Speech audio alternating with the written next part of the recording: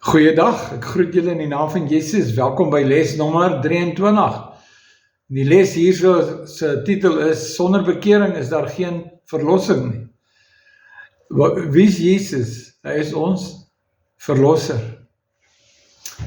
Nou, hoe gaan ons verlos word as ons nie kan erken dat ons verlossing nodig het nie? En as ons dan verlossing nodig het, verlossing van wat? Dit is die vraag. Waarvan verlos die Here ons? Dit is tog duidelik dan, dat ons moet erken, daar is goede in ons lewe wat ons nie oorwinning oor kry nie, ons het 'n verlosser nodig.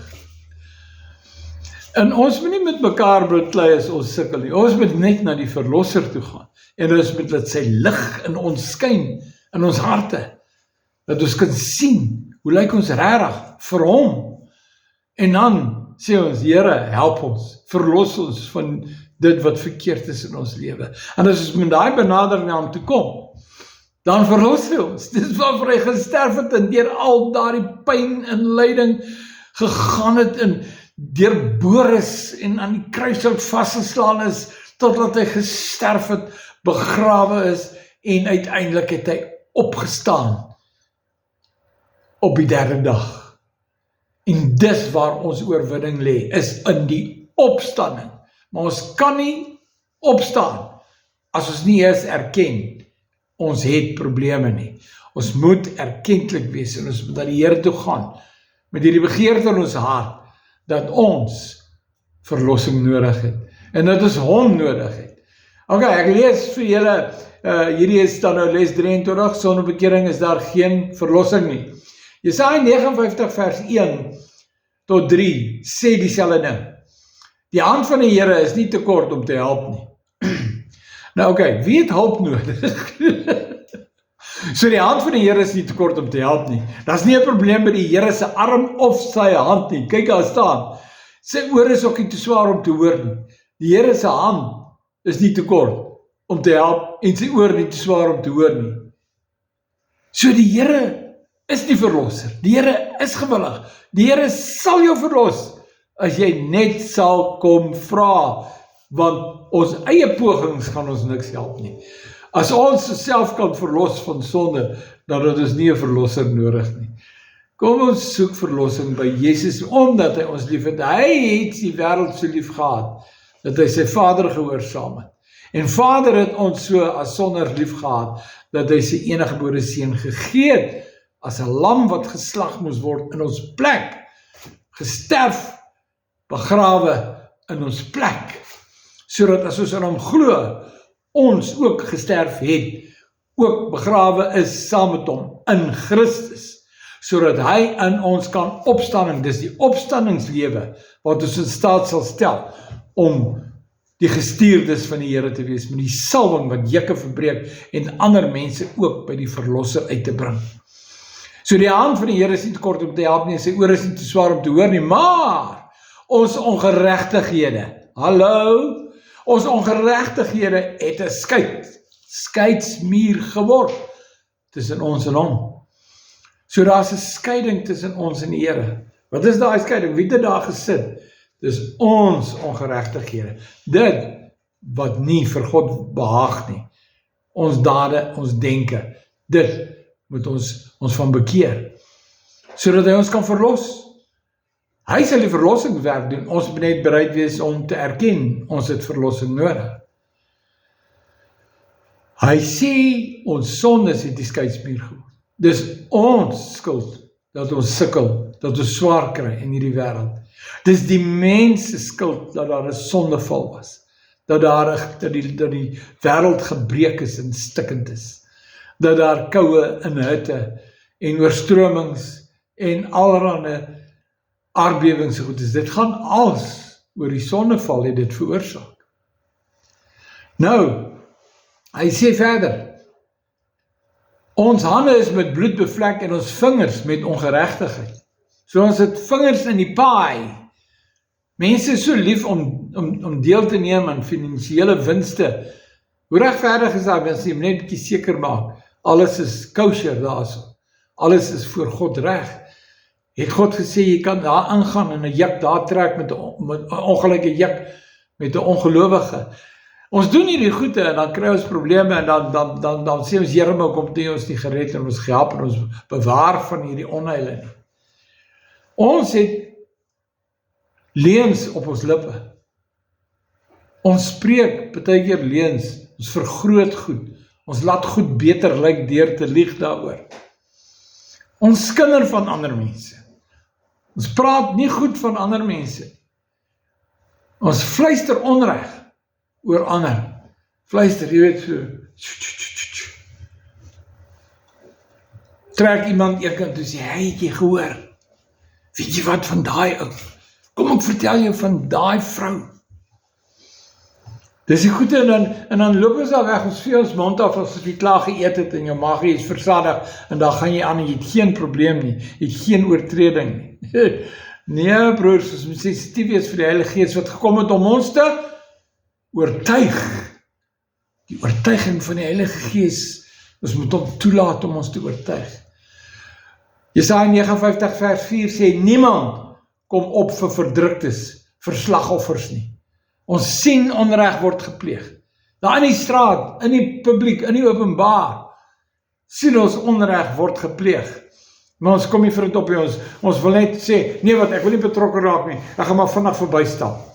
Net soos daai wat die Here gesê het van die man wat so deur die berowers beroof was en lê daar, en nou kom die dominee verby en hy kyk en sê, nee, ek wil nie betrokke raak nie, en hy stap verby, en die pastoor kom, en hy stap verby, en die priester kom, en die gelowiges kom, en hulle stap verby, en ons kommer ons nie oor mense nie. So, daar is verdrukking, maar ons kla nie aan nie, ons kla nie die verdrukkers aan nie, ons neem nie stappe teen die verdrukkers nie, daar is slagters, hulle voer 'n stryd teen die mensdom, hulle belieg die mensdom, hulle besteel hulle vermoor hulle, plaasmoorde, maar ons wil nie betrokke raak nie. Daar is onreg oralste, maar ons bly liewer stil. Die president maak foute, daar is groot foute, maar ons bly maar stil. Ons wil nie betrokke raak nie. Net nou vervolg ons. Dis presies wat ons moet kry. Dis een van die 5 dope van 'n gelowige, is om vervolg te word. As jy godvrugtig lewe nie, dan sê jy ook nie vervolg word nie. Maar as jy godvrugtig lewe, as jy hierdie goede reg doen, as jy vervolg word, ons skram weg van vervolging. Ons kruip weg elkeen in sy eie dop. Ons sê, godsdienst is 'n persoonlike saak. Nee, het is nie 'n persoonlike saak nie. God is in die lig, en alles van God is in die lig. Dis nie 'n ding met agtertoe deure gefluister moet word nie.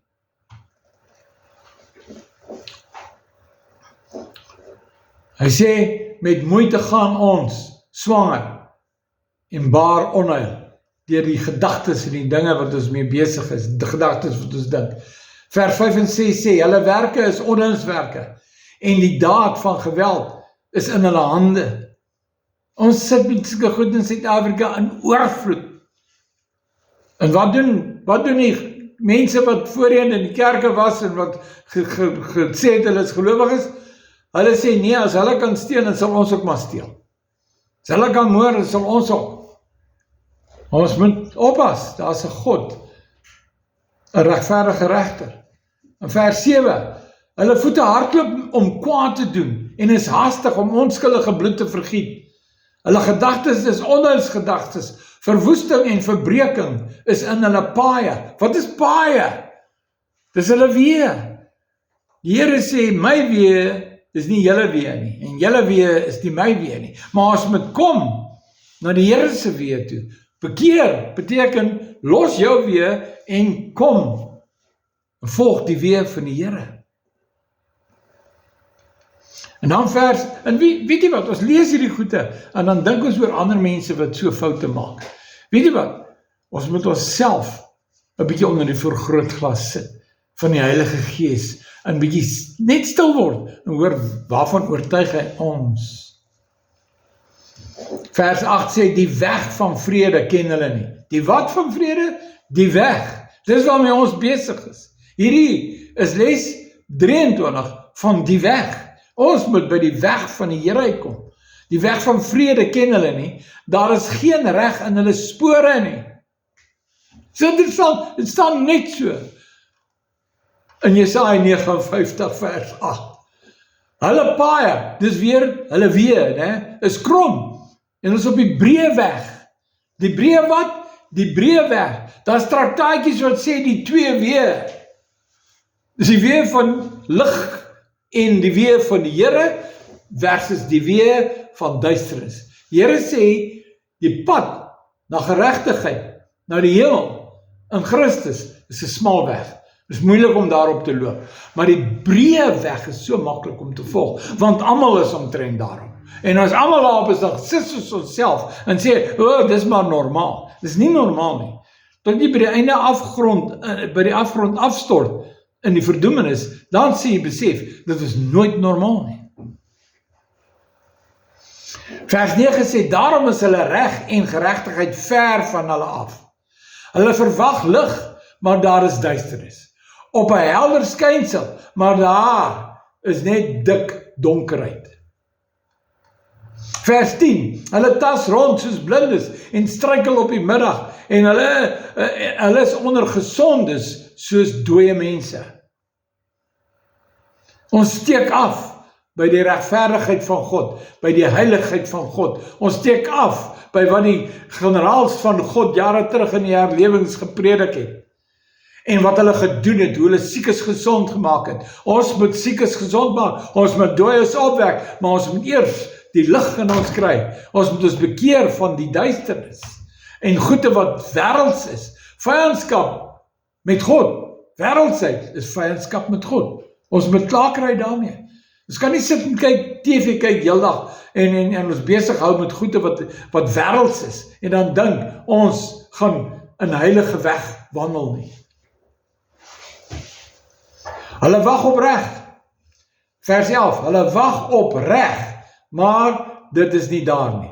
Hulle wag op heil, dit bly ver van hulle. Hulle soek die goeie, maar die goeie kom nie. Vers 12 sê, ons oortredinge is baie voor U, o Here. En ons sondes getuig teen ons, o Here. Want ons oortredinge staan voor ons, maar ons merk en gewaar nie ons ongeregtighede en ons erken hulle nie.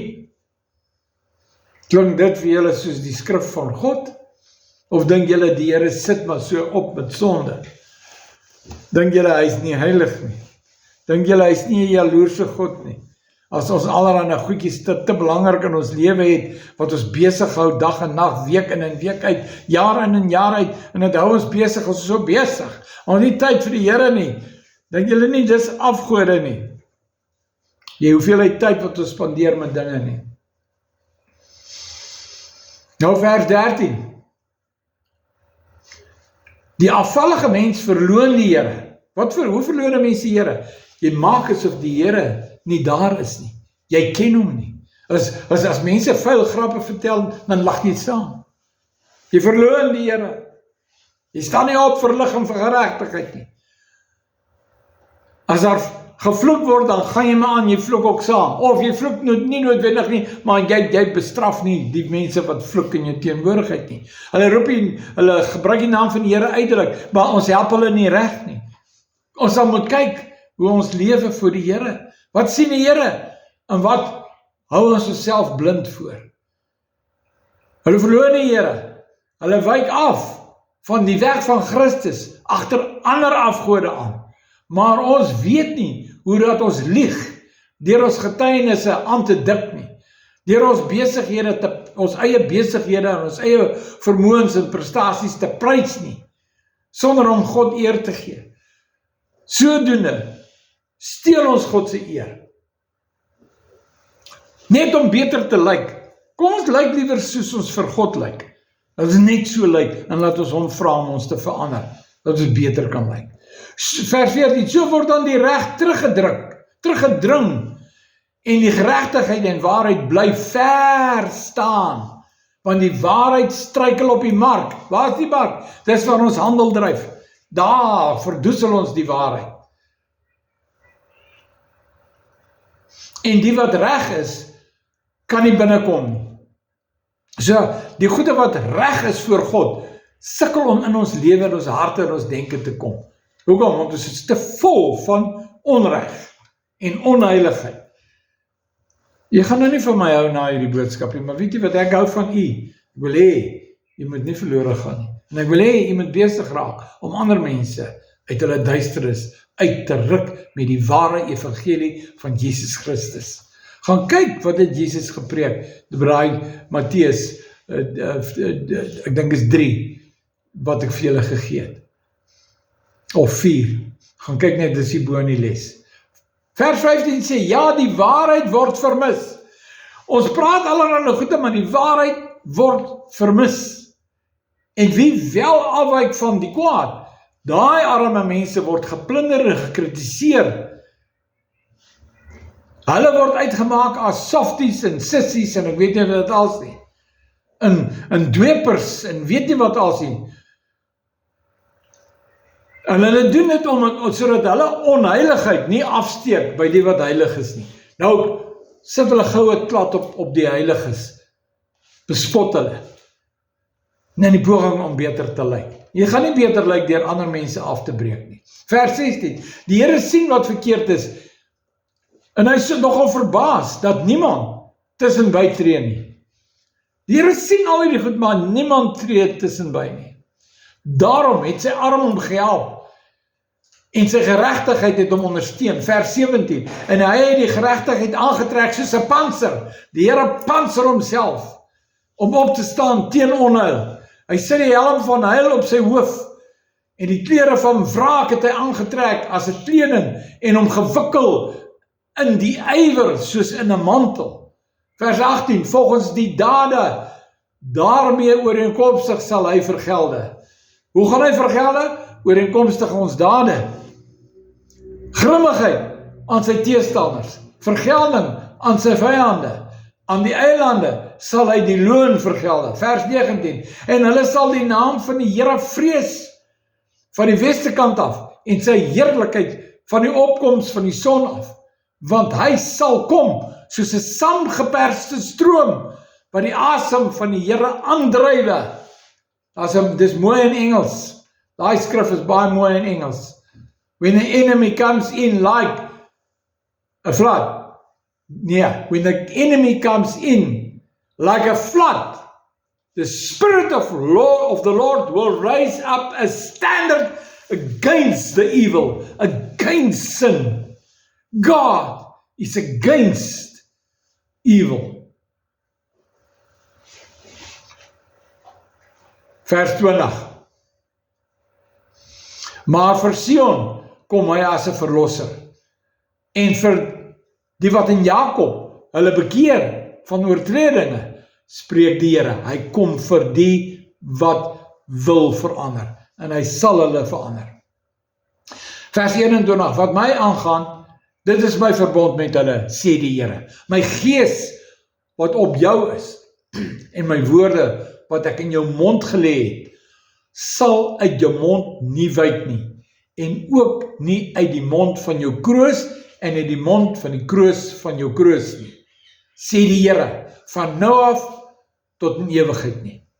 So wat sê die Here? Die Here sê, hy wil mense wen, en dan wil hulle huishoudings wen, en dan wil hy daai huishoudings met ander familiebetrekkinge en vriendekringe, wil hy hulle impakteer, sodat heiligheid, dat die lig die duisternis kan verdryf, sodat die lig kan gevestig word in mense se lewens.